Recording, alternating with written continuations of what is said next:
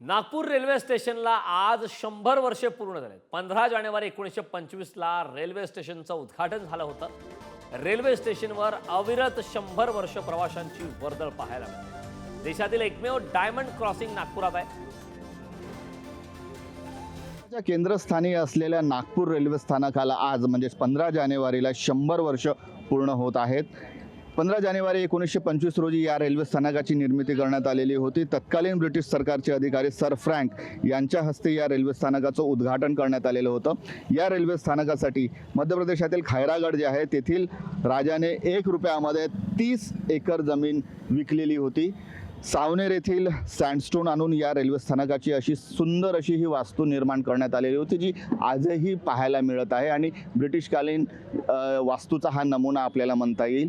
1940 पर्यंत या रेल्वे स्थानकावर जवळपास 10 रेल्वे गाड्यांचा प्रवास सुरू होता। मात्र आजच्या घडीला येथून जवळपास 350 गाड्या दररोज ये जा करतात, तर 22 गाड्या येथून सुरू होतात किंवा येथे संपतात।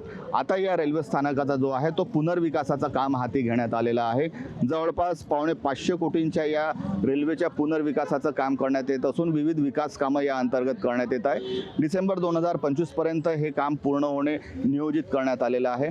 मात्र या नागपूरचं वैभव असलेल्या या रेल्वे स्थानकाला 100 वर्ष पूर्ण होत आहेत। 15 जानेवारी 1925 रोजी उद्घाटन झालेले हे रेल्वे स्थानक नागपूरच्या वैभवात नक्कीच एक महत्त्वाचं असं पाऊल म्हणता येईल।